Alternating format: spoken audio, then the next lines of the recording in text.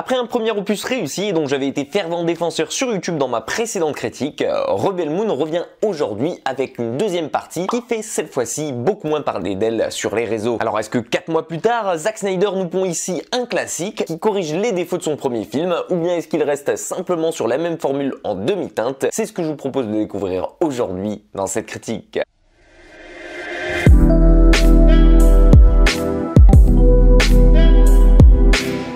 La deuxième partie de Rebel Moon est donc finalement disponible sur Netflix et avec elle renferme le fameux combat auquel on aurait tous été préparés pendant son premier opus. Car oui, rappelez-vous-en, dans le premier film, on suivait Cora, une ex-guerrière de l'Empire désormais du côté de la colonie de Velt et qui était partie à travers toute la galaxie à la recherche de mercenaires capables de se battre et surtout de repousser l'Empire. Cela étant désormais réussi, cette dernière décide donc de retourner préparer le combat final et l'assaut qui va les opposer entre fermiers et moissonneurs de sa planète d'un côté à l'Empire de l'autre. Et une chose est sûre, c'est que le combat promet d'être sanglant. Enfin, ça c'est pour les grandes lignes, parce que si vous vous rappelez de la première partie, vous vous rappelez sûrement qu'Atticus a été ressuscité et donc sauvé de peu par l'Empire à la fin pour pouvoir lui tenir tête ici. Mais ça, la colonie, elle ne le sait pas encore. Et c'est donc pourquoi Cora, le général Titus, Gunnar et tous les autres vont former les paysans à se battre et à manier les armes ici afin de tendre un immense piège à l'Empire, se débarrasser d'eux une bonne fois pour toutes et surtout au passage sauver leur récolte.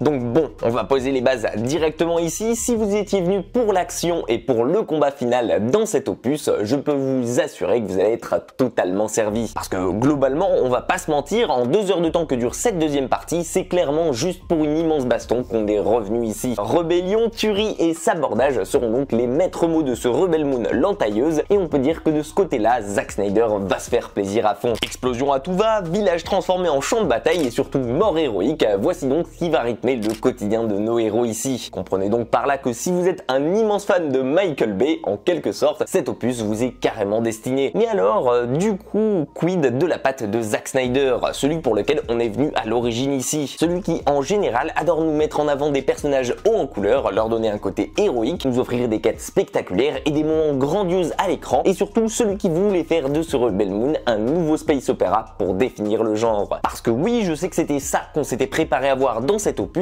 et que justement le premier avait servi à mettre en place ses personnages, son univers et ses ambitions et que du coup il ne fallait pas s'attendre à grand chose d'autre ici qu'à avoir de l'action. Parce que oui, on va pas se le cacher ici, si on résume ce Rebel Moon partie 2 en quelques mots, c'est pam pam boum boum et ça s'arrête là. Et personnellement, je sais pas trop comment me l'expliquer ici, si c'est moi qui en demande trop ou bien si je m'étais idéalisé cette suite, mais je dois vous avouer que j'en suis quand même ressorti clairement déçu. Alors après, je sais que c'est un petit peu en partie ma faute d'en avoir trop attendu de cette suite, mais j'ai quand même le sentiment de pas avoir vu le même film qu'il y a 4 mois de ça. Alors ok, ça reste regardable, hein, et le film est pas le venulé pour autant, il y a toujours beaucoup de slow motion et ce côté un petit peu épique dans les combats que Snyder réussit toujours à mettre en avant, mais pour autant, pour ce qui est du reste, à savoir son scénario et son immersion, bah j'ai un petit peu l'impression que c'est assez vide ici et qu'on est passé à côté de son propos original, voire même que son réalisateur a oublié de renforcer les points forts du premier. Et autant dans le premier, il y avait la quête de Cora qui faisait justement le fil rouge et qui servait à mettre en place les éléments du récit, autant mis à part la guerre entre les deux camps dans ce nouvel opus, bah il y a clairement plus rien d'intéressant. Et je vais être honnête avec vous, je m'attendais plutôt à le voir ici profiter d'un second film justement pour combler les lacunes de ses personnages principaux, comme par exemple celui de Jim Ununsu ou même celui des autres mercenaires qui auraient eu plus d'importance dans cette suite et auxquels on s'était malheureusement pas vraiment attaché dans le premier faute de background et de lore sur eux. Et du coup, bah je m'attendais clairement à voir ici un côté un peu plus 50-50 bien réparti entre d'un côté le côté rébellion et l'assaut final tant attendu et de l'autre un focus sur l'histoire et sur ses personnages moins présents dans le premier. Vous comprendrez donc sûrement ma déception ici quand j'ai constaté que dans ce deuxième opus, ce n'était ni plus ni moins que de la baston à 80% et seulement 20% alloué au développement de ses personnages. Et là où par exemple avec Rebel Moon partie 1, on arrivait à s'attacher à Cora, à sa quête principale, mais aussi à rendre détestable le général Atticus et qu'on attendait avec impatience leur combat, bah là clairement avec cette suite, je trouve qu'on perd un peu l'intérêt de ces personnages et on en ressort même avec l'impression que l'histoire n'avance pas. Pour tout vous dire, il y a même une scène en particulier qui m'a fait tiquer ici, à savoir celle où on se retrouve à table avec tous les personnages et qu'ils essayent tant bien que mal de se présenter un peu plus en détail dans une espèce de tour de table désespéré pour tenter de nous faire s'attacher à eux. Je veux dire, là pour moi c'était clairement le niveau 0 de la mise en scène et je trouvais aucune subtilité là-dedans. Et c'est clairement dommage parce que bah c'est très loin, mais alors à des lieux de ce à quoi nous habituait Snyder dans ses précédentes réalisations. Et je trouve même que c'est un sacré gâchis pour un space opéra qui se veut comme Star Wars,